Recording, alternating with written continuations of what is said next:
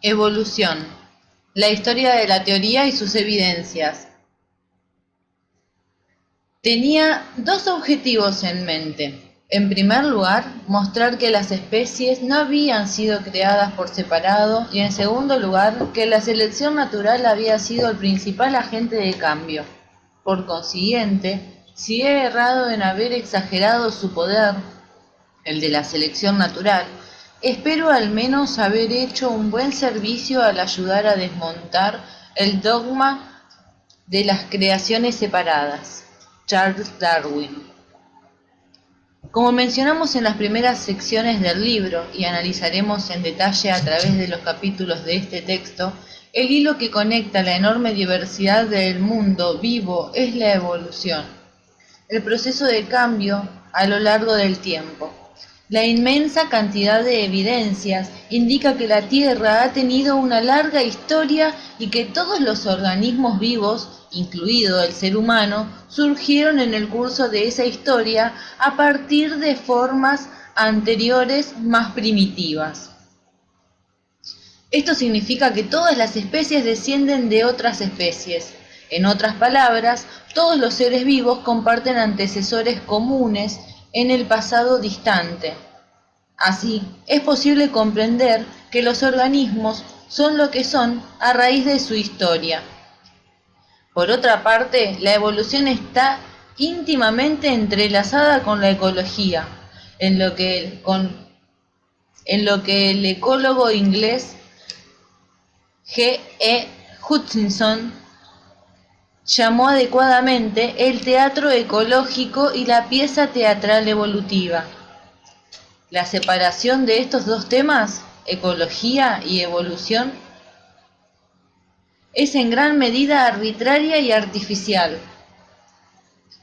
Sin embargo, con el fin de ser claros, hemos dividido el estudio de las poblaciones de los organismos, sus interrelaciones, sus interacciones y sus cambios a lo largo del tiempo en dos secciones diferentes de este libro. En este capítulo consideraremos los antecedentes históricos de la teoría de la evolución y las principales fuentes teóricas y evidencias que llevaron a Darwin a concebir las ideas que construyen los pilares de la teoría evolutiva contemporánea. En los capítulos subsiguientes de esta sección examinaremos con más detalle los mecanismos por los cuales se desarrolla la trama de la puesta en escena evolutiva. En las secciones siguientes presentaremos la diversidad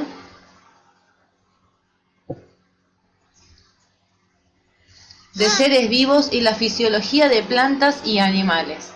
En la sección 8 nos acomodaremos en el teatro ecológico para observar a los actores, todos los seres vivos, en la variedad de sus interacciones, tanto de unos con otros como con el ambiente físico, proceso que constituye el desarrollo de la acción dramática. El camino hacia la teoría de la evolución. El viaje de Darwin a bordo del Beagle representó un hecho fundamental en la historia de la ciencia. 2 décadas más tarde, la teoría de Darwin acerca de la evolución se convirtió en el marco teórico unificador más importante de la biología. Sin embargo, este naturalista no fue el primero en proponer que los organismos cambian a través del tiempo. Para comprender el significado y la importancia de la teoría de Darwin es necesario recorrer brevemente las etapas más relevantes por las que atravesó el pensamiento evolutivo en términos históricos. Nos centraremos en el análisis de la relación existente entre las principales ideas acerca de la naturaleza y el entorno cultural en el que fueron planteadas. Asimismo, se expondrán las diversas formas de evidencia que durante la segunda mitad del siglo XIX contribuyeron a fortalecer las interpretaciones de Darwin. Hay una amplia gama de representaciones sobre los orígenes de la vida y de la diversidad biológica que forman parte del acervo cultural de los diversos pueblos de Oriente y Occidente. En este caso nos centraremos en el análisis de las ideas más representativas de la cultura griega y de aquellas que predominaron en Europa en los albores de la biología durante los siglos XVIII y XIX, dado que pueden considerarse como antecedentes de la moderna teoría de la evolución.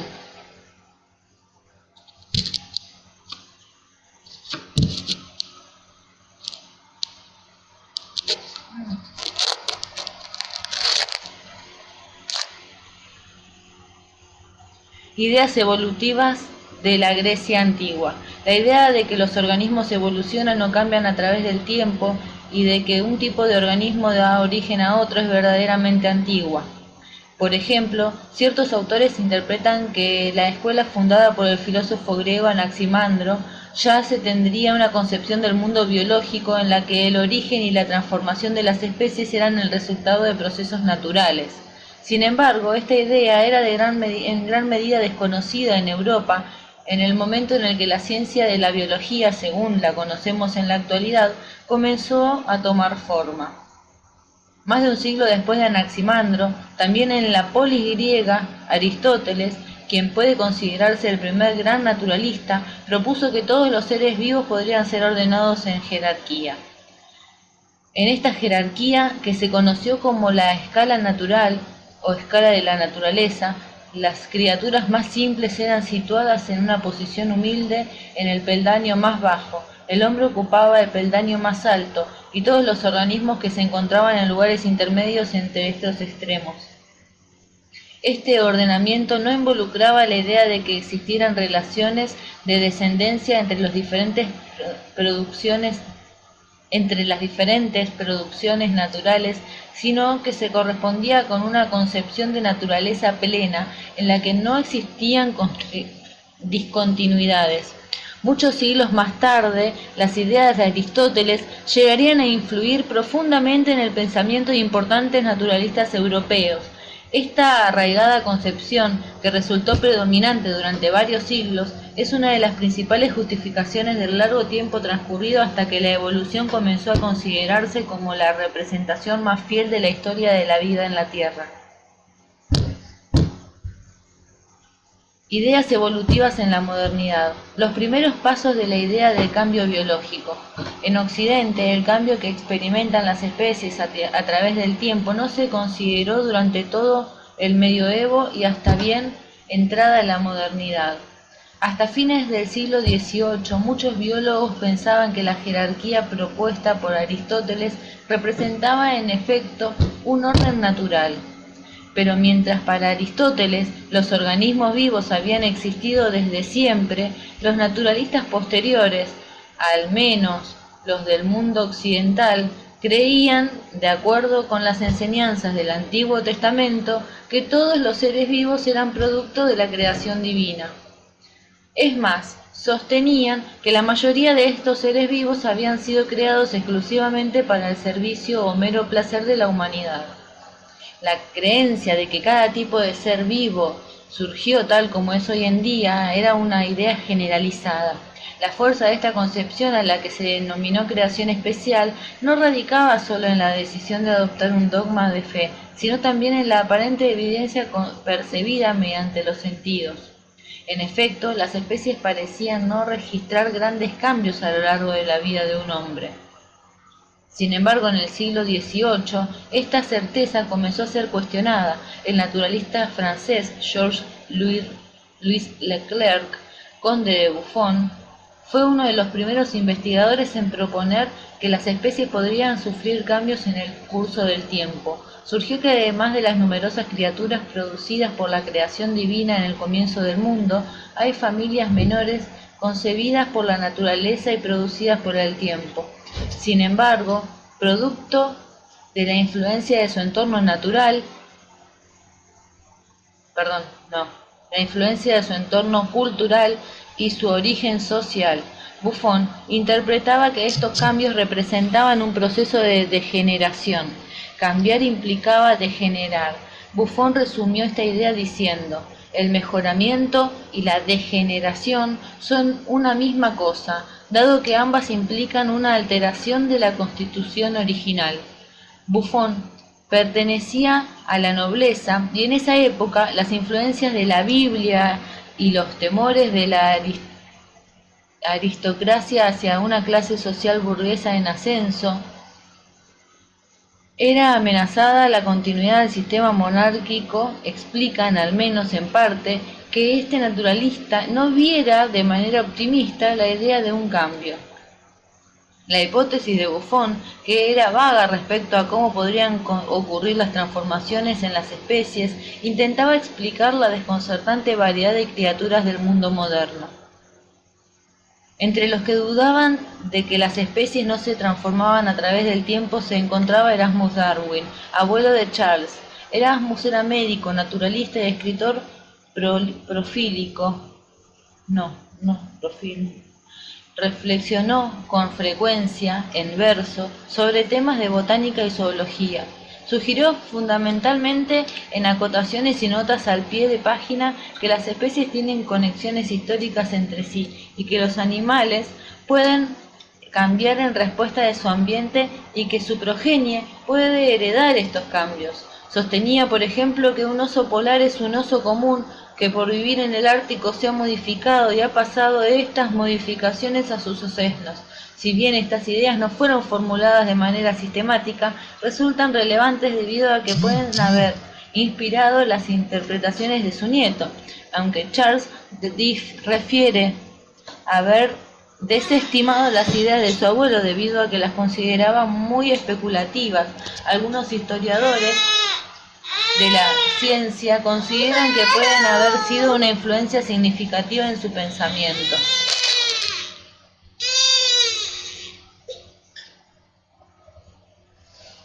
Las ideas de cambio en geología. Fueron los geólogos, más que los biólogos, quienes prepararon el camino para la teoría moderna de la evolución. El escocés James Hulton, por ejemplo, propuso que la Tierra había sido moldeada por procesos lentos y graduales. El viento, el clima y el fluir del agua, los mismos procesos que pueden verse en la acción del mundo actual.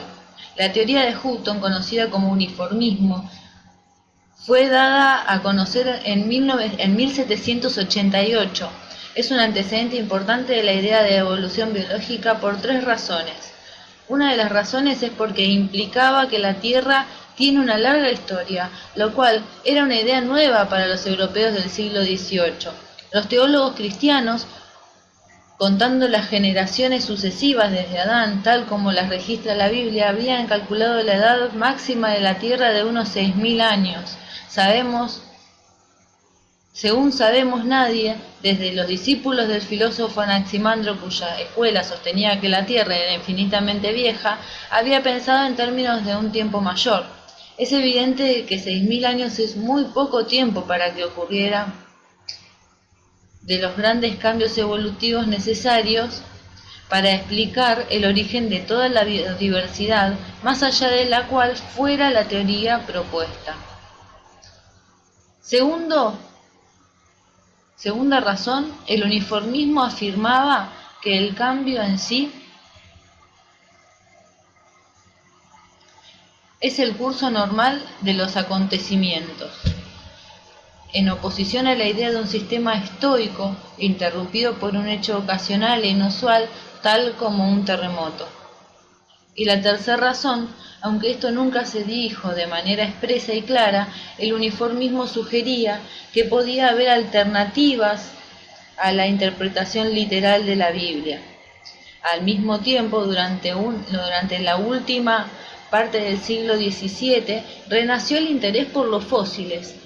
El anatomista y naturalista danés Nicolás Steno trató de comprender la naturaleza y los procesos de formación de los fósiles. Por medio de disecciones de organismos actuales, realizó comparaciones y arribó a la conclusión de que los fósiles eran restos de animales y plantas que habían sido arrastrados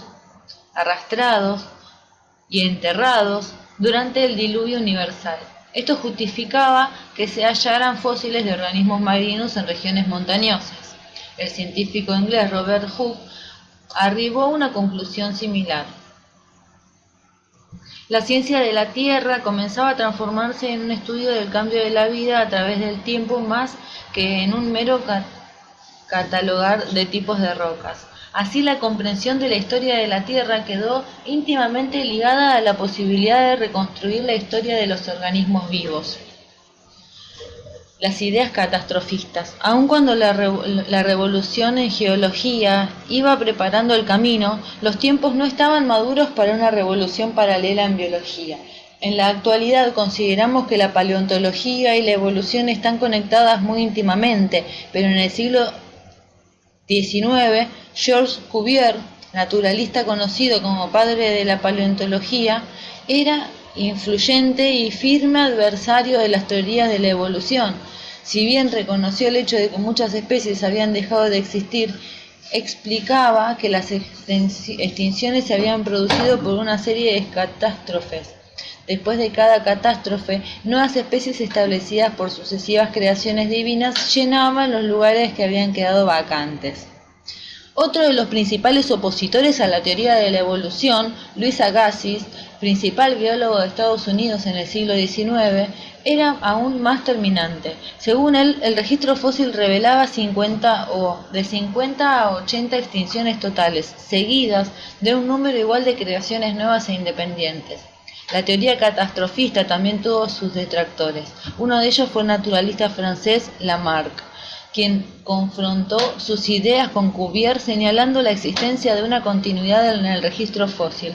Más tarde, el geólogo inglés Charles Lyell, retornando las ideas de Hutton, propuso una visión del cambio gradual y continuo en la historia de la Tierra, en claro contraste con el catastrofismo.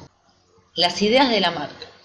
El primer científico moderno que elaboró un conjunto de teorías explicativas de la evolución fue el francés Lamarck, quien en 1801 propuso que todas las especies, incluido el Homo sapiens, descienden de otras especies más antiguas. Lamarck, a diferencia de la mayoría de los naturalistas de su época, se dedicó exhaustivamente al estudio de la clasificación de los organismos invertebrados, tanto actuales como fósiles. Sin dudas, fue un largo estudio de estas formas de vida, cuyo registro fósil es especialmente completo, lo que llevó a considerar la idea de una complejidad en el continuo aumento, en la que cada especie derivaba de una más primitiva y menos compleja.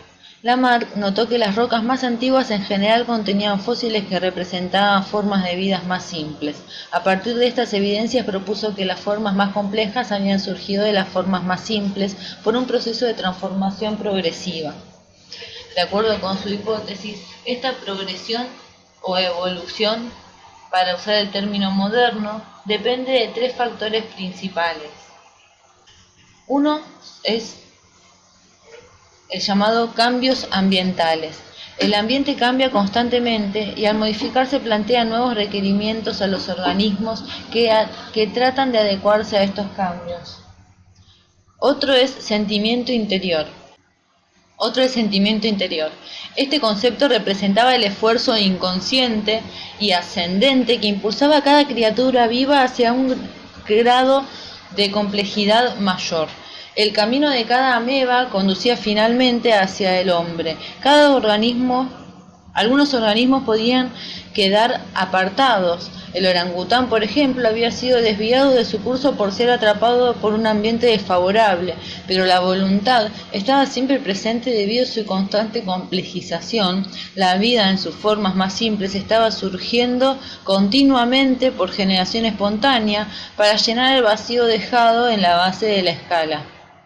En la formulación de Lamarck, la escala natural de Aristóteles, utilizando una metáfora actual, se había transformado en una especie de escalera mecánica en movimiento permanente que ascendía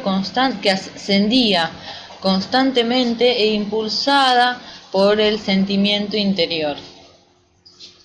Otro de los factores es el uso y el desuso de los órganos y la teoría de la herencia de los caracteres adquiridos. Con dependencia de las exigencias del ambiente y debido a su uso o desuso, los órganos en los seres vivos se hacen más fuertes o más débiles, más o menos importantes, y estos cambios adquiridos durante la vida de los individuos se transmiten a los padres a la progenie. Si bien Lamarck propuso una gran cantidad de ejemplos que aclaraban incluso la propia evolución del hombre, el que más se trascendió es el famoso caso del cuello de las jirafas.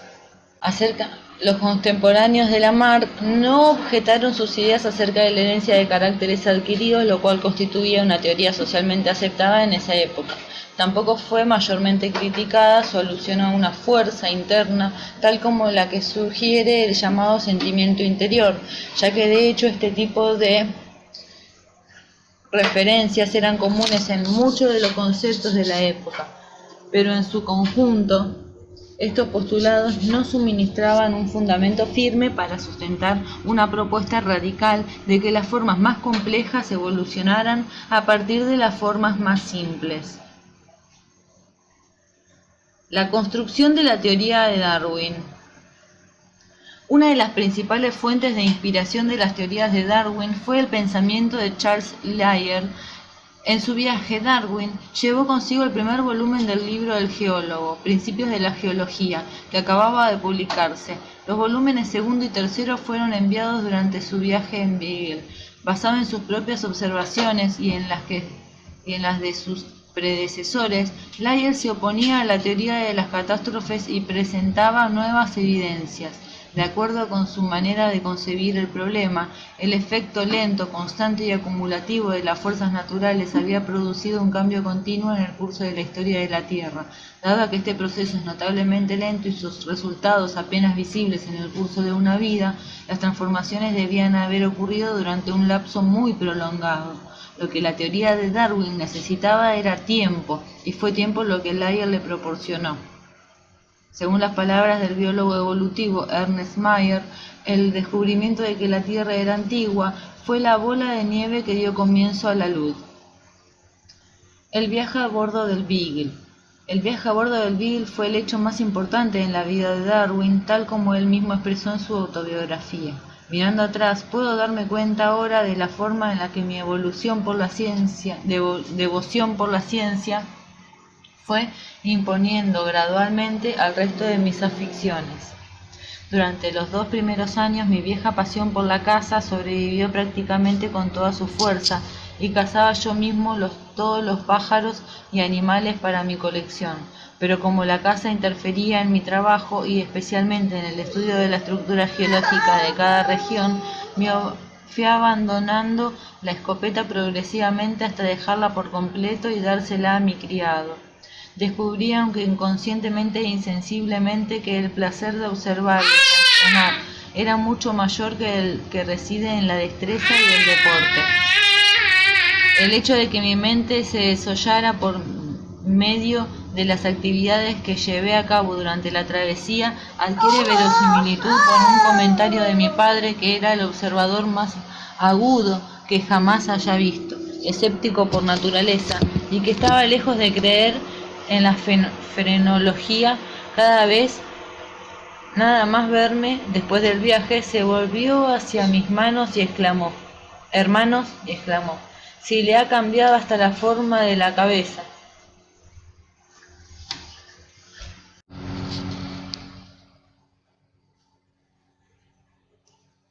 Descubrí, aunque inconscientemente e insensiblemente, que el placer de observar y razonar era mucho mayor que el que reside en la destreza y el deporte.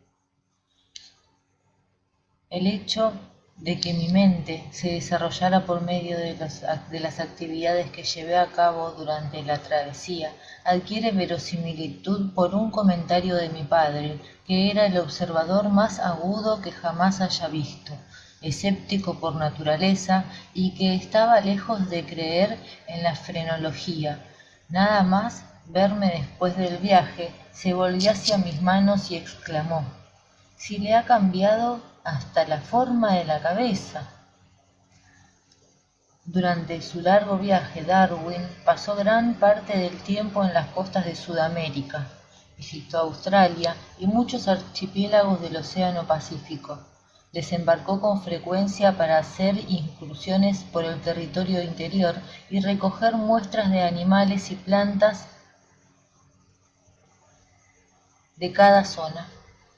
Estos recorridos le permitieron apreciar una infinita variedad de paisajes, plantas, animales y fósiles, cuyas características y distribución lo asombraron y alimentaron el desarrollo de nuevas ideas. Las observaciones y reflexiones de Darwin nos permiten plantear algunas de las hipótesis y las preguntas que parecen haber surgido en su viaje a bordo del Beagle. Darwin observó el paisaje geológico de Sudamérica y puso a prueba el uniformismo de Lyell. Si la Tierra había sufrido cambios tan importantes como proponía Lyell, ¿los seres vivos se habrían transformado de un modo similar? En la Argentina, Darwin descubrió huesos fósiles de grandes mamíferos extintos. Estos fósiles eran similares a otros organismos que conformaban la zona faunal actual de esa misma región. Encontró, por ejemplo, formas extinguidas de los armadillos, muchos mayores que las actuales, pero con un parecido estructural que resultaba asombroso. ¿Cómo podía explicarse el gran parecido existente entre los organismos fósiles y las especies actuales? Darwin observó la fauna de las Islas Galápagos. Descubrió numerosas especies de pinzones y de tortugas características de cada isla. También observó que las especies de las islas eran semejantes a las del continente más cercano y no a las de otras islas con condiciones similares. Los pinzones de las Islas Galápagos son aves pequeñas y grisáceas. Darwin fue el primero en estudiarlas cuando visitó estas islas en 1835. Existen allí 13 especies diferentes que pueden distinguirse principalmente por la forma o el tamaño del pico. Estas especies no existen en ninguna otra parte del mundo y el continente que dista Estas especies no existen en ninguna otra parte del mundo y en el continente, que dista de las islas unos 1000 kilómetros, solo aparece una de ellas. ¿Por qué había un solo tipo de pinzón en el continente y 13 tipos diferentes en las islas? ¿Por qué las condiciones ecológicas eran muy semejantes en las diferentes islas? Cada una de ellas tenía sus propias y peculiares poblaciones de animales. ¿Por qué las especies de las islas que parecían a las del continente más cercano y no a las de otras islas que tenían condiciones ecológicas muy similares? Darwin observó la variación geográfica de especies pertenecientes a un mismo grupo. Al recorrer la pampa argentina, Darwin descubrió que en diferentes regiones geográficas existían diferentes formas de ñandúes. Cada zona estaba poblada por una forma característica que no se apareaba libremente con otras. ¿Por qué existían formas características de cada región? Darwin se sorprendió ante la singularidad de la fauna de Australia. Frente a la notable variedad de marsupiales que conformaban la fauna australiana y que ocupan numerosos nichos ecológicos, Darwin comenta, Sydney, 1836. Estaba yo tumbado sobre una ribera soleada y reflexionaba acerca del extraño carácter de los animales de este país en comparación con los del resto del mundo. Un hombre que no creyera más que en su propia razón, bien podría exclamar, sin duda aquí han estado trabajando dos creadores distintos. ¿Por qué un Dios racional podría querer crear tantos marsupiales en Australia, en una región en la que ni el clima ni la geografía sugieren que las bolsas o marsupios provean una ventaja particular? La teoría de Darwin. Muchas preguntas encuentran su respuesta. Darwin era un lector asiduo y voraz. Poco después de regresar de su viaje se topó con un tratado sociológico breve pero muy comentado que había sido publicado en 1798. Este tratado fue escrito por el economista político inglés Thomas Malthus, que vivió desde 1766 a 1834. En este ensayo, preocupado por la declinación del nivel de la vida en Inglaterra del siglo XIX, Malthus advertía que la población humana estaba incrementándose con tanta rapidez que en poco tiempo sería imposible alimentar a todos los habitantes de la Tierra. Darwin pensó que la conclusión de Malthus, que indicaba que la disponibilidad de alimentos y otros factores limitan el crecimiento de la población, podía ser válida para todas las especies, no solo para la humana. Por ejemplo, calculó que una sola pareja de elefantes, una de las especies de reproducción más lenta, es capaz de producir una población de 19 millones de elefantes en 750 años, si toda su progenie sobreviviera y produjera el número normal de descendientes. Pero sin embargo, se ha visto que el número del tamaño promedio de las poblaciones de elefantes permanece constante a lo largo de los años. Así, aunque una sola pareja reproductora podría originar 19 millones de descendientes, en realidad produce un promedio de solo 2 por generación, por lo que solo 2 crías entre toda la progenie de esa pareja llegan a ser adultos y a reproducirse. ¿Por qué pasa esto? ¿Y por qué esos 2 en particular? Darwin llamó selección natural al proceso por el cual esos 2 sobrevivientes resultan favorecidos.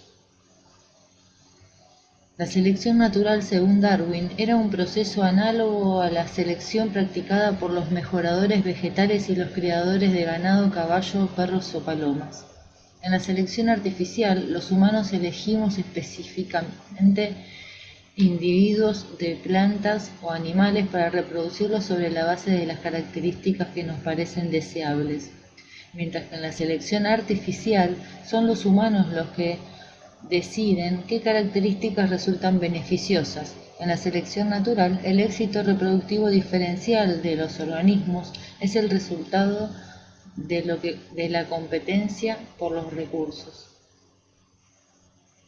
Dado a que los individuos con ciertas características hereditarias sobreviven y se reproducen, mientras que otros con características menos favorables mueren tempranamente o no llegan a reproducirse, la población va cambiando lentamente.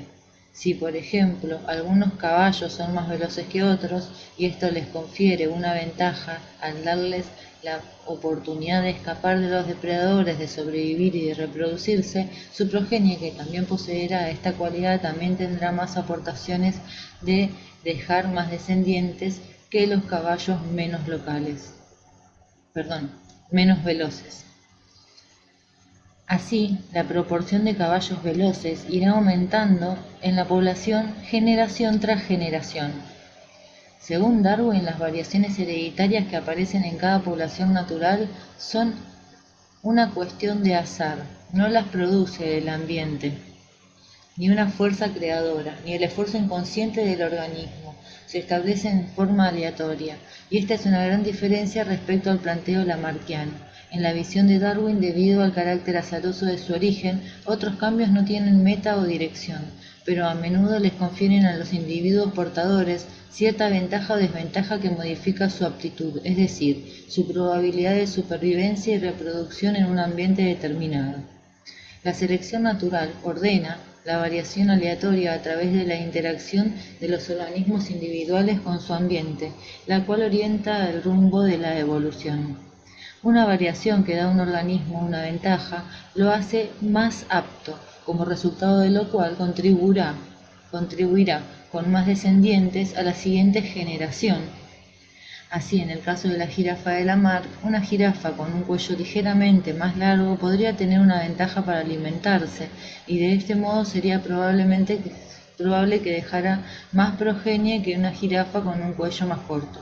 Como puede verse, la diferencia esencial entre la formulación de Darwin y la de cualquiera de sus predecesores es el papel central que le dio a la variación entre los individuos.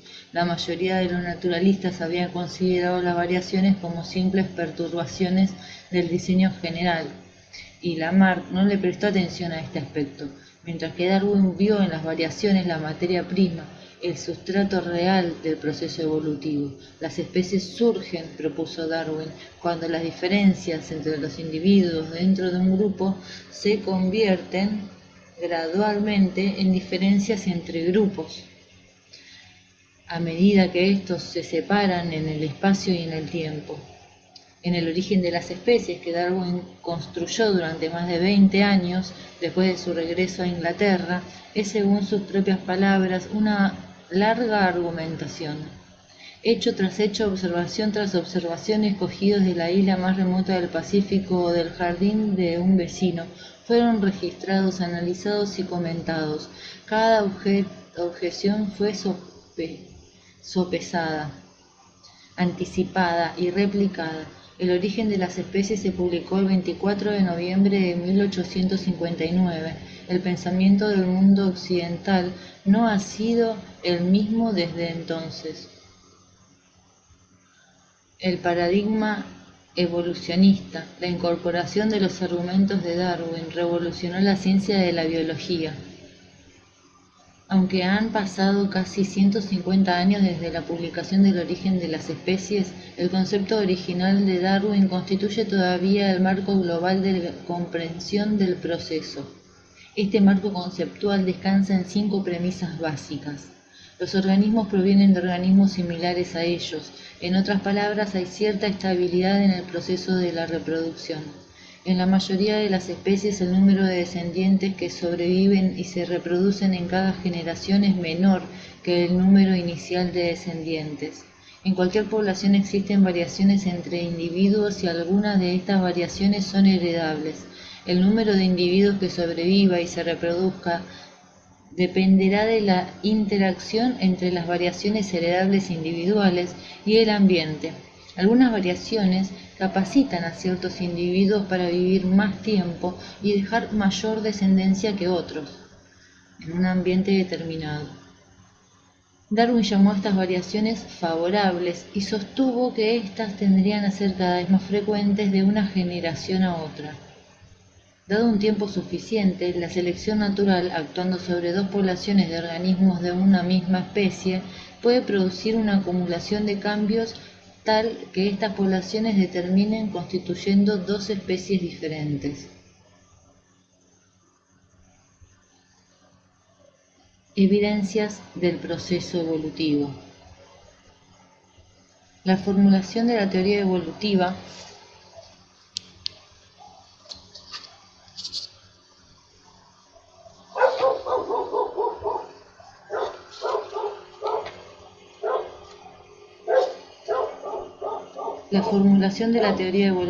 se sustentó en un gran número de datos, a los que luego se han sumado numerosas evidencias que ponen de manifiesto la evolución histórica de la vida.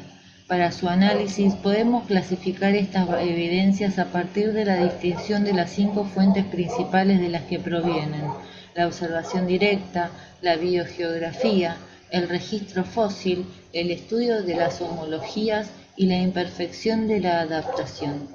A continuación analizaremos cada una de estas fuentes.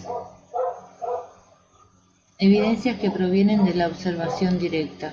Generalmente el proceso evolutivo genera cambios apreciables después de tener largos periodos. Generalmente el proceso evolutivo genera cambios apreciables después de operar durante largos periodos. Por otra parte, el curso de los cambios evolutivos no puede ser determinado previamente, ya que se trata de procesos complejos en los que intervienen una gran cantidad de factores. Por ello, el tiempo de los seres humanos para observar estos procesos resulta demasiado corto, y en general, si bien la teoría evolutiva constituye una buena herramienta para interpretar los procesos que han ocurrido en el pasado, no pueden anticipar qué rumbo ha de tomar la evolución. Darwin creía que la evolución era un proceso tan lento que nunca podía observarse de manera directa. Sin embargo, en algunos casos ha sido posible apreciar directamente cambios evolutivos que están ocurriendo en la actualidad. La civilización humana moderna ha producido presiones selectivas tan fuertes sobre algunos organismos que si se estudian fenómenos evolutivos en pequeña escala conocidos como microevolución, es posible observar no solo los resultados, sino también reconocer y monitorizar el curso del cambio evolutivo. También ha sido posible constatar la gran variación que presentan las poblaciones naturales de una misma especie en relación con las características de diferentes ambientes. Estos casos constituyen fuertes evidencias para validar las hipótesis de la teoría evolutiva. La polilla moteada de abedul. La polilla moteada de abedul. Uno de los ejemplos mejor estudiados de la selección natural en acción es el bistón betularia, la polilla moteada de abedul. Estas polillas eran bien conocidas por los naturalistas británicos en el siglo XIX, quienes señalaban que era habitual hallarlas sobre los árboles y rocas cubiertos de líquenes. En este escenario, el color claro de las polillas las hacía prácticamente invisibles para sus predadores, sobre todo las aves. Hasta 1845, todos los especímenes descritos de bistón betularia eran de color claro, pero en ese año fue capturado un individuo negro de esa especie en el creciente centro industrial de Manchester. Debido a la progresiva industrialización de Inglaterra, las partículas de humo comenzaron a contaminar el follaje de la vecindad de los pueblos industriales, matando a los líquenes y dejando desnudos los troncos de los árboles. En esos distritos fuertemente contaminados, los troncos, las rocas y el suelo ennegrecieron. Durante ese periodo se encontraron cada vez más individuos negros de bistón betularia, mientras que los individuos claros eran cada vez menos abundantes. ¿De dónde provenía la polilla bistón betularia negra? El color negro era el resultado de una mutación rara y recurrente, de modo que las polillas negras siempre habían estado allí, en cantidad muy pequeña. Pero ¿por qué se habían incrementado tan notablemente? Sin duda, la coloración clara resultaba mimética en los troncos con líquenes, mientras que el color oscuro comenzó a resultar ventajoso cuando estos troncos se oscurecieron por el hollín. En la década de 1950 solo podían hallarse unas pocas poblaciones de color claro, lo que se encontraban lejos en los centros industriales. Esta tendencia de las formas de color oscuro a reemplazar las formas de color claro, conocida como melanismo industrial, se ha encontrado entre otras 70 especies de polillas en Inglaterra y en otras 100 especies de polillas en el área de Pittsburgh, Pensilvania, una ciudad fuertemente industrializada de los Estados Unidos. El melanismo industrial se ha observado también en muchas especies de mariposas. Más recientemente, en Gran Bretaña se han instrumentado fuertes controles sobre el contenido particular del humo y la espesa acumulación de hollín ha comenzado a disminuir. Las polillas de color claro están aumentando de nuevo en relación a las formas oscuras, pero aún no se sabe si ocurrirá una reversión completa en la contaminación o en el proceso de selección. Esta historia tiene una moraleja. Nótese que la polilla negra no es absolutamente superior en sí misma a la clara o viceversa. La adaptación, entonces, como comprendió Darwin, es una cuestión de tiempo y de lugar. Desarrollemos con más profundidad este concepto en los capítulos siguientes. Resistencia a las drogas en las bacterias. Un ejemplo más reciente de selección natural concierne al desarrollo de la resistencia de las drogas en las bacterias. Luego del rápido periodo de desarrollo de antibióticos después de la Segunda Guerra Mundial, comenzaron a aparecer bacterias resistentes a estos fármacos aclamados y universalmente como drogas milagrosas. ¿Qué causó esta resistencia? ¿Cambios instantáneos en el metabolismo de las bacterias individuales o cambios genéticos en la población bacteriana? La cuestión importante por razones tanto médicas como científicas se ha resuelto en un experimento simple y refinado llevado a cabo por Joshua y Esther Ledenberg. Estos investigadores prepararon un conjunto de cajas denominadas placas de Petri, en las cuales contenían agar, una sustancia gelatinosa, y estaba marcada en un costado con una flecha. Estas bacterias, previamente cultivadas en un caldo nutritivo, fueron esparcidas sobre la superficie de cada una de estas placas.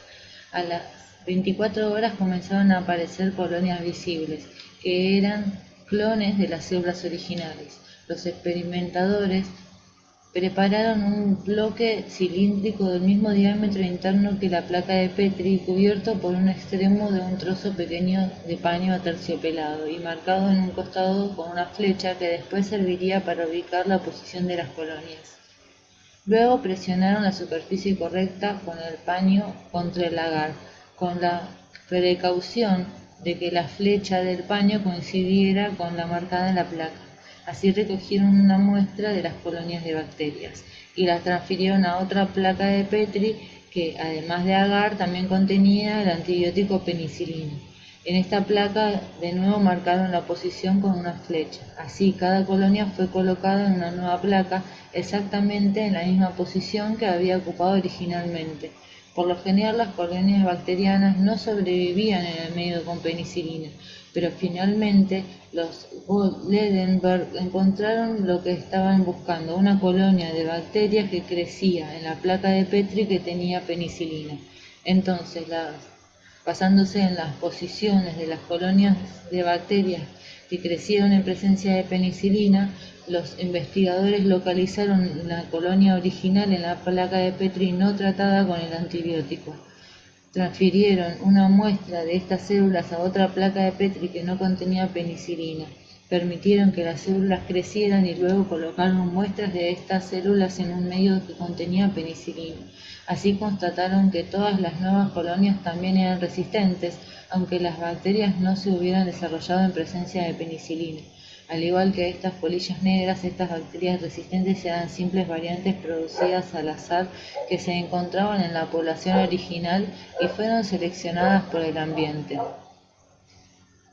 Adicionalmente, como vimos en el capítulo 13, se propone que los genes bacterianos de resistencia a las drogas son transportados en plásmidos, pequeñas moléculas de ADN que pueden ser transferidas horizontalmente de una célula a la otra de la misma colonia.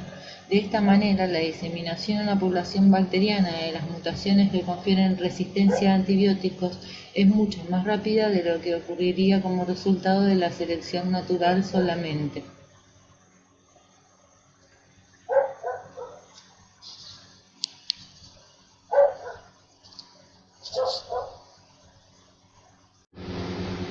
Evidencias que provienen de la biogeografía. Un conjunto de evidencias que habían estado reuniendo desde más de un siglo antes de que Darwin propusiera su teoría, contribuyeron a la constatación de la existencia de un enorme número de especies. Durante el tiempo en que las observaciones estaban confinadas en el área limitada de la zona templada de la Europa, como ocurrió antes de las grandes exploraciones de los siglos XVIII y XIX, era verosímil que cada tipo de organismo hubiese sido creado en forma separada. Sin embargo, aún entonces, la existencia de una veintena o más de escarabajos muy semejantes, ninguno de los cuales parecía responder a un propósito superior, resultaba algo difícil de interpretar desde una concepción creacionista. De acuerdo con la doctrina creacionista, cada especie había sido creada especialmente para una forma de vida particular y ubicada en la localidad para la cual era adecuada. De aquí, por ejemplo, que no haya osos polares en los trópicos.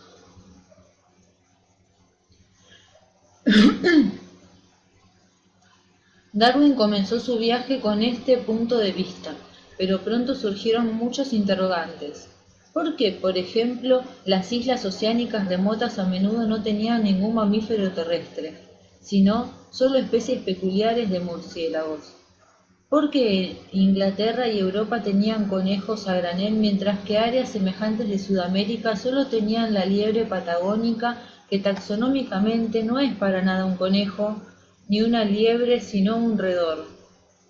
Australia tenía un tipo de mamífero diferente, un marsupial, que se asemejaba a una liebre.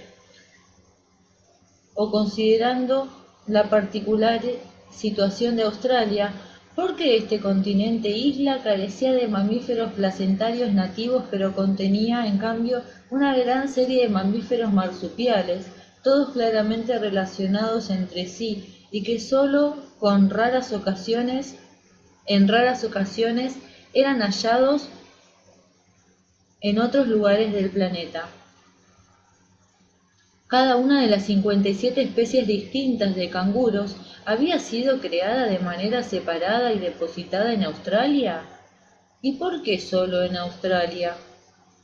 O lo que era más plausible, ¿hubo tal vez un marsupial ancestral que originó todas estas formas claramente relacionadas? Con las observaciones de Darwin acerca de las Islas Galápagos, la problemática se enfocó aún con más precisión. Por ejemplo, las 13 especies de pájaros pinzones de las islas eran semejantes a las especies sudamericanas y también se asemejaban entre sí. ¿Había sido creada cada una de ellas por separado y distribuido entre las islas volcánicas que, según indicaba la evidencia, se habían formado mucho más recientemente que el continente? También se notaron parecidos entre los reptiles y las plantas de las diferentes islas. No es una coincidencia entonces que Darwin y Wallace hayan dudado de la llamada doctrina de la creación especial, mientras viajaban por los trópicos, donde se encuentra la mayor variedad de especies, en los que aún hoy se siguen hallando muchas especies nuevas. Además, resultaba evidente que no todas las especies son tan distinguibles entre sí como se había pensado previamente. Por ejemplo, cuando Darwin recorría hacia el norte de la costa occidental de Sudamérica, observaba cambios en varias características de las especies de plantas y animales y señaló que algunas características de las poblaciones eran diferentes en relación con los distintos ambientes en los que viven. Frente a este tipo de evidencias, los creacionistas trataron de responder a quienes dudaban de que las especies fueran fijas e invariables, modificando la definición de especie. Decían que algunas especies habían permanecido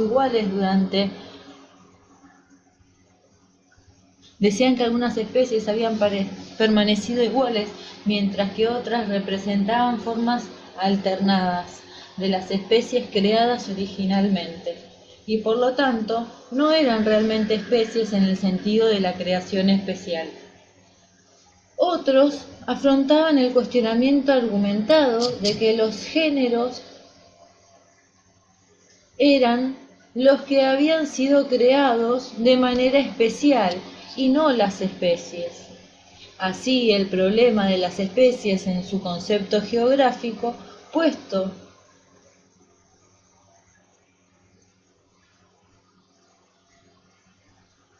de relieve por las exploraciones del siglo XIX, fue la primera fisura.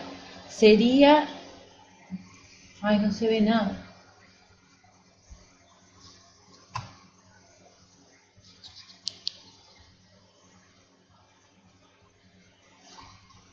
Otros afrontaban el cuestionamiento argumentando que eran los géneros los que habían sido creados de manera especial y no las especies.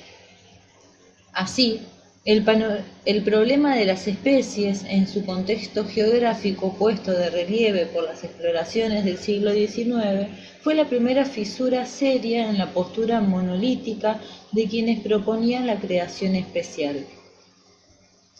Esta problemática se vincula con el campo de estudio que se conoce como biogeografía, el conocimiento y la interpretación de la distribución de las plantas y de los animales en las distintas regiones del globo.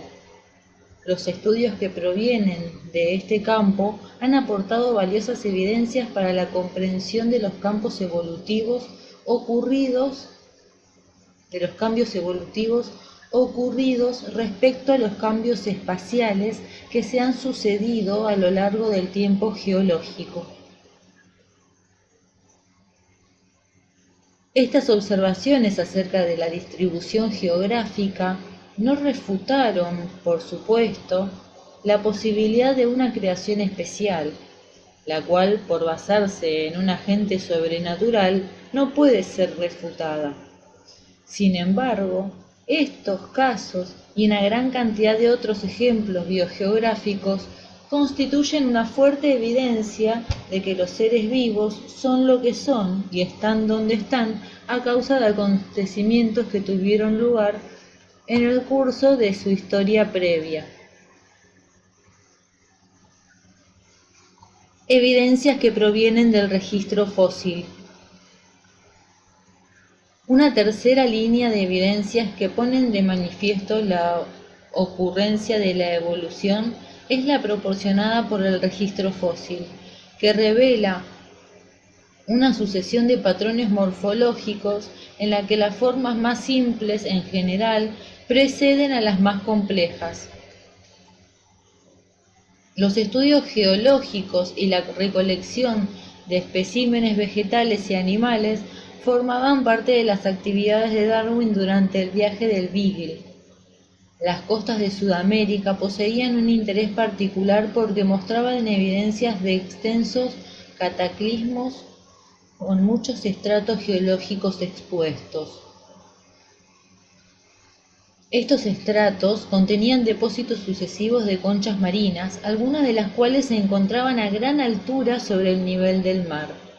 Dado el porcentaje gradualmente creciente de especies modernas en los estratos más recientes, Darwin pudo estimar sus edades relativas y correlacionar los estratos de diferentes localidades. En el curso de sus estudios geológicos, Darwin se encontró con muchos fósiles de mamíferos extinguidos. Entre los más interesantes para él estaban los fósiles de armadillos gigantes. Los armadillos extinguidos estaban enterrados en las mismas planicies sudamericanas donde vivía la única especie sobreviviente de estos extraños mamíferos con coraza. Este hecho le proporcionó una evidencia tangible de cambio y de historia. También los fósiles de marsupiales extintos que se habían descrito muchos años antes de que Darwin visitara Australia con el Beagle hicieron que en sus últimos escritos destacara la maravillosa relación en el mismo continente entre lo vivo y lo muerto. Pese a ello, en ningún lugar del registro fósil, ni en sus propias observaciones, ni en las comunicaciones de otros naturalistas, Darwin encontró exactamente lo que estaba buscando, evidencia de una transición gradual entre una especie y otra. Como él mismo señala en el origen de las especies, si bien el registro fósil revelaba claramente la existencia de un proceso de cambio de los seres vivos a través del tiempo, esto le aportó pocas evidencias acerca de cómo ocurría la evolución. Durante las décadas inmediatamente posteriores a la primera edición del origen de las especies, se efectuaron muchos hallazgos nuevos de fósiles, de modo que, tanto para los contemporáneos de Darwin como para los observadores modernos, se hizo posible apreciar que las pruebas que provienen del registro fósil constituyen evidencias abrumadoras de que la evolución ciertamente ha ocurrido. Una de las pruebas más importantes que correlacionó la teoría de la evolución de Darwin con la evidencia fósil provino del descubrimiento de una larga serie de caballos extintos, en la que parecía apreciarse una sucesión de cambios graduales tanto en el tamaño corporal como en ciertas características de los dientes y las patas. Thomas Huxley, quien se refería a sí mismo como el bulldog de Darwin, apoyó decididamente en la genealogía del caballo como evidencia en favor de la evolución en sus disputas con los críticos de Darwin. Así defendió la causa de la evolución ante el público. En el siglo XIX, una corriente ininterrumpida de nuevos descubrimientos acrecentó enormemente nuestro conocimiento del registro fósil, que ahora se remonta a más de 3.800 millones de años. En muchos grupos de organismos, por ejemplo, las plantas vasculares y los vertebrados, que se han encontrado fósiles que exhiben una serie gradual de cambios en las características anatómicas. Estas características similares relacionan formas más antiguas con las formas modernas y revelan el establecimiento de las vías divergentes a partir de antecesores comunes. Otra prueba importante de la evolución a gran escala que se desprende del análisis del registro fósil está dada por la secuencia de aparición de ciertos grupos de organismos. La aparición. Los principales grupos de vertebrados son peces, anfibios, reptiles, aves y mamíferos. La anatomía comparada permite deducir un orden evolutivo para estos grupos. Primero peces, luego anfibios, luego reptiles y finalmente aves y mamíferos. La secuencia establecida proviene de la observación de un anfibio o un reptil. Representan formas intermedias entre un pez y un mamífero. A lo largo de su desarrollo, los anfibios, por ejemplo, presentan branquias, al igual que los peces, pero tienen 4 patas como los reptiles o los mamíferos. El orden evolutivo que se deduce de la anatomía comparada de las formas actuales coincide con la secuencia que muestra el registro fósil. Esta prueba es una fuerte evidencia de la evolución, porque si peces, anfibios, reptiles y mamíferos hubieran sido creados en forma simultánea, no esperaríamos que aparecieran temporalmente en el registro fósil en el orden exacto de su aparente evolución. Este mismo tipo de análisis comparativo proporciona numerosas series de evidencias cuando se consideran otros grandes grupos de organismos de los cuales se dispone un buen registro fósil. A propósito de estas evidencias, el notable genetista de poblaciones, Haldane, ha planteado que aceptaría que el proceso evolutivo no ha ocurrido si se hallara un registro fósil en el periodo precámbrico.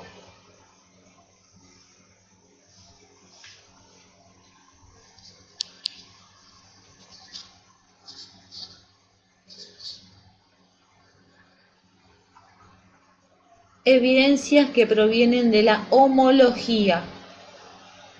Una cuarta línea de evidencias importantes proviene del estudio comparativo de las denominadas estructuras homólogas y de las vías bioquímicas.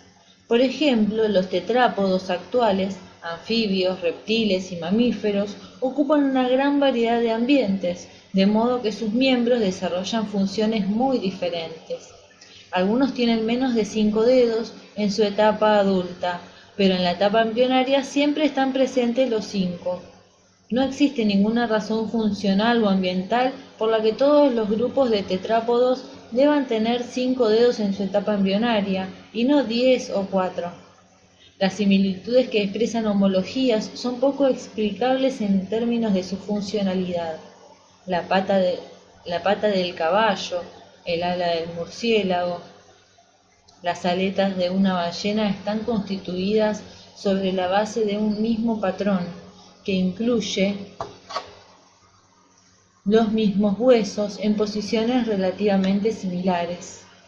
Los miembros con 5 dedos son homólogos en la medida que se constituyen una similitud entre especies, que no está justificada funcionalmente. Para los naturalistas predarwinianos, esta era una evidencia de la existencia de un plan de la naturaleza, en un sentido místico.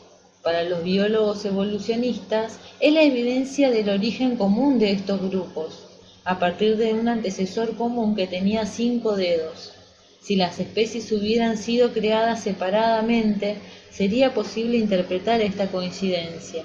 Como puede verse en la figura 23.4, los miembros anteriores de animales están dispersos tan diversos como los cocodrilos, las aves, las ballenas, los caballos, los murciélagos y los seres humanos, está constituido por huesos dispuestos según el mismo patrón. Todos los vertebrados actuales tienen 4 miembros, nunca 6, 8 o 100, y todos tienen sacos branquiales, por lo menos en alguna etapa de su desarrollo. Las ballenas e incluso algunas serpientes retienen vestigios de huesos pelvianos y de las patas, que no les son de utilidad.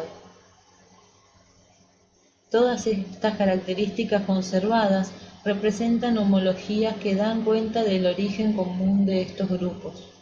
La base celular de la vida se demostró en la década siguiente de la publicación de la primera edición del origen de las especies. Desde esa época, los estudios de ultraestructura y bioquímica celular han develado innumerables homologías existentes en los niveles de organización subcelular y molecular. Esta naturaleza doble de las membranas celulares, el papel de los ribosomas en la síntesis de las proteínas, la organización interna de los cilios y los flagelos eucariontes, la glucólisis, la cadena de transporte de electrones, la multitud de papeles desempeñados por el ATP y lo más importante de todo, la universalidad del código genético pusieron en claro la unidad histórica de todos los organismos vivos. Evidencias que provienen de la imperfección de la adaptación. Adaptación es un término con varios significados en biología. En primer lugar, puede significar el estado o encontrarse ajustado al ambiente. Y en este sentido, todo organismo vivo está adaptado, así como las piernas de Abraham Lincoln eran, como él decía, lo suficientemente largas como para alcanzar el suelo. En segundo lugar, puede referirse a la adaptación fisiológica, proceso que puede ocurrir ya sea en el curso de la vida de un organismo individual, tal como la producción de más glóbulos rojos en respuesta a la exposición a grandes altitudes, o bien una población durante el curso de muchas generaciones. Este último es el caso que interesa a la evolución. En tercer lugar, el término adaptación, que se usa habitualmente para referirse a una característica particular, la cual resulta adecuada a los requerimientos del ambiente, tal como un ojo o una mano son capaces de responder a los desafíos del medio. En este sentido, la adaptación y su aparente perfección, con frecuencia, se han utilizado como argumentos a favor de la doctrina de la creación especial. Los críticos de la selección natural, en tiempos de Darwin, planteaban, por ejemplo, que sería imposible que un órgano tan perfecto como el ojo haya surgido de la nada y se haya establecido en forma gradual, dado que, ¿para qué serviría medio ojo? En el curso de su carrera como naturalista, Darwin acumuló una enorme cantidad de información sobre los organismos vivos. Sobre la base de este vasto conocimiento, Darwin sabía que no todas las adaptaciones, dispositivos, según las llamaba, son perfectas. Las adaptaciones simplemente son tan buenas como pueden serlo, bastante largas como para alcanzar el suelo.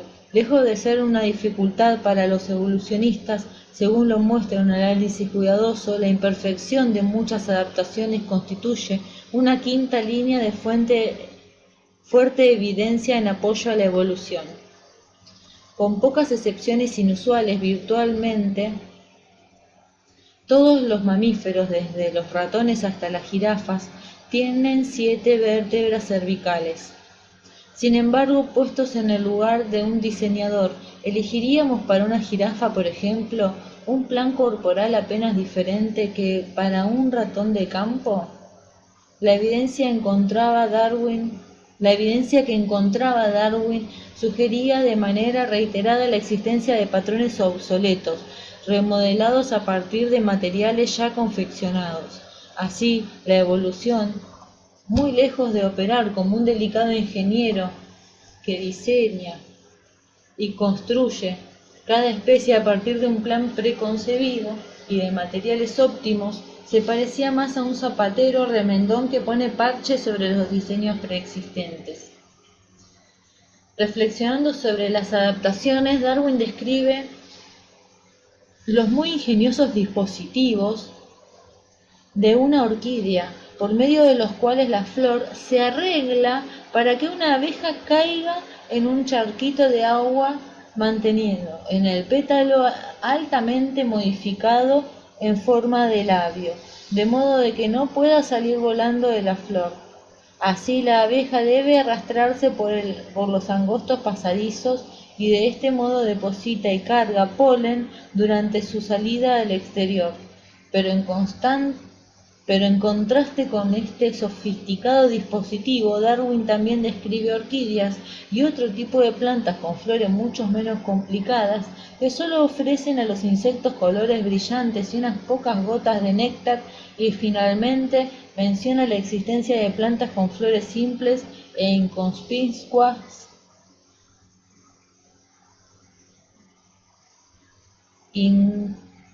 inconspicuas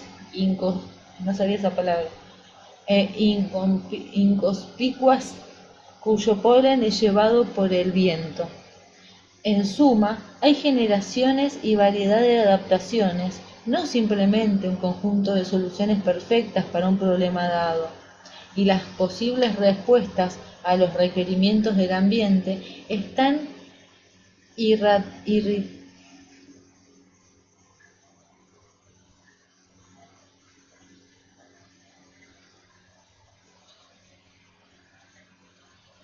En suma, hay gradaciones y variedad de adaptaciones, no simplemente un conjunto de soluciones perfectas para un problema dado, y las posibles respuestas a los requerimientos del ambiente están limitadas por las historias de vida de las diferentes especies.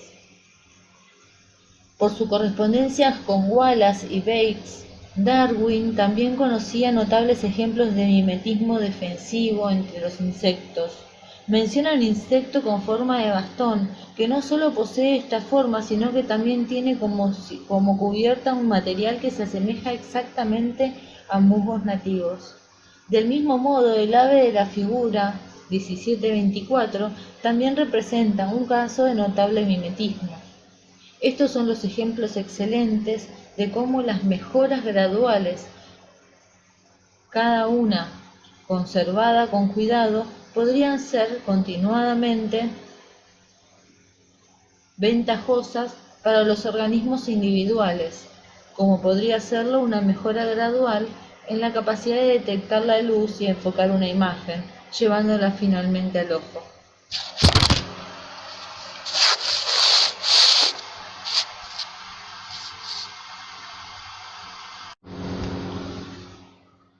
Después de Darwin, a pesar de su gran poder explicativo, la teoría de la evolución, tal como la formuló Darwin, tenía un punto muy débil: la falta total de un mecanismo que explicara en forma coherente el proceso de la herencia. En la época en que Darwin escribía El origen de las especies, Mendel se encontraba desarrollando sus experimentos con guisantes. Sin embargo, su trabajo fue publicado recién en 1865 y no fue conocido por la comunidad científica hasta principios del siglo XX.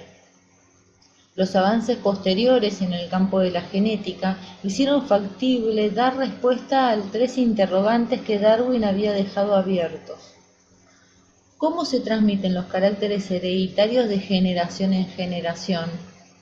¿Por qué los caracteres hereditarios no se mezclan, sino que se mantienen fijos, desapareciendo en algunas ocasiones en una generación y reapareciendo en otra posterior, como el color blanco de la flor de la planta de guisante estudiada por Mendel? ¿Cómo surge la variabilidad sobre la que actúa la selección natural? La articulación de la teoría de la evolución de Darwin con los principios de la genética mendeliana se conoce como la síntesis neodarwiniana o la teoría sintética de la evolución.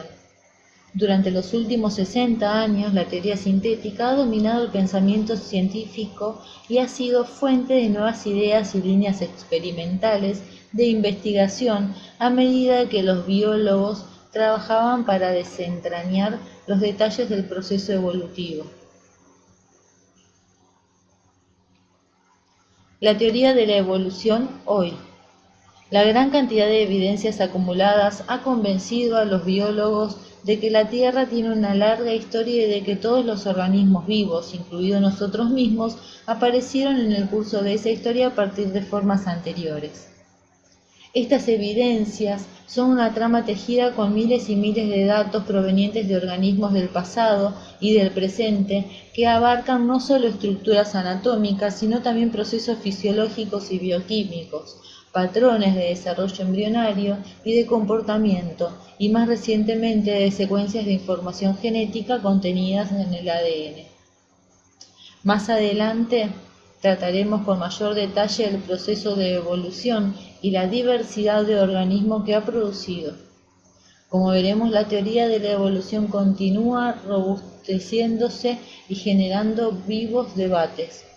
Que el proceso de la evolución ha ocurrido no es un tema en que se discute entre los biólogos. Hay un acuerdo generalizado en que la Tierra posee una rica historia de alrededor de 4.600 millones de años que se entrelaza con la historia de la vida a partir de ese origen, hace 3.800 millones de años. También existe un fuerte acuerdo en que la selección natural es el mecanismo que parece aplicar al menos una parte importante de la evolución de la vida sobre la Tierra. Subsiste, sin embargo, una fuerte oposición entre los científicos y los religiosos fundamentalistas de distintos credos. Los fundamentalistas intentan explicar el mundo en términos sobrenaturales, según cada doctrina religiosa particular. Los defensores de la creación especial, que sostienen que cada especie fue creada separadamente, buscan reforzar sus argumentos con el hecho de que los científicos plantean numerosos interrogantes acerca de la evolución. Muchas controversias provienen del error de no distinguir los diferentes ámbitos a los que corresponde el debate y el carácter de la reflexión en torno a un determinado cuerpo de ideas. La interpretación creacionista de los escritos bíblicos pertenece al ámbito de la religión y como tal no puede ser refutada. Constituye un dogma de fe de las personas creyentes. La teoría de la evolución es una explicación científica que cuenta con un gran número de evidencias a su favor y que, por el mismo modo que el resto de las explicaciones de la ciencia, debe ser puesta a prueba constantemente a la luz de nuevos hallazgos e hipótesis alternativas. Como toda teoría o modelo de la ciencia, la teoría evolutiva es provisional y perfectible. El hecho de que constituye el mejor marco de referencia teórica disponible en la actualidad no implica que no haya discusión ni controversias. Por el contrario, numerosos aspectos del proceso evolutivo admiten explicaciones alternativas, a veces complementarias y en ocasiones excluyentes. Como veremos en los siguientes capítulos, algunos aspectos de la teoría sintética se han puesto en tela de juicio en las últimas décadas, en parte como resultado de nuevos avances en el conocimiento de los mecanismos genéticos producidos por los rápidos progresos en biología molecular, y en parte como consecuencia de interpretaciones alternativas del registro fósil. Es significativo el gran número de interrogantes que permanecen abiertos y son objeto de profundos debates entre los biólogos evolutivos. Estas controversias se refieren a los mecanismos y patrones del cambio evolutivo a través de largos intervalos de tiempo geológico, es decir, el cambio macroevolutivo, al alcance de la selección natural y a la magnitud del papel desempeñado por el azar en la determinación de la dirección de la evolución. Además, que trataremos en los próximos capítulos. También se discute qué es una especie, la naturaleza gradual o discontinua de los cambios evolutivos, si el tiempo de especiación es breve o casi instantáneo, y por cierto, si se han propuesto numerosas hipótesis alternativas acerca de las relaciones de parentesco entre distintos grupos. En síntesis, el árbol de la vida cambia su forma constantemente. Sin embargo, pese a todos los avatares, la teoría evolutiva de Darwin sigue siendo un marco fértil de interpretación de la diversidad y la complejidad biológica. A pesar de los embates del tiempo y de la gran cantidad de información nueva producida en casi 150 años, este paradigma sigue siendo referente de la investigación en biología evolutiva y un marco dinámico y acogedor de nuevas polémicas generadoras de ideas innovadoras que prometen proporcionarnos en los próximos años una mayor comprensión de la historia de la vida.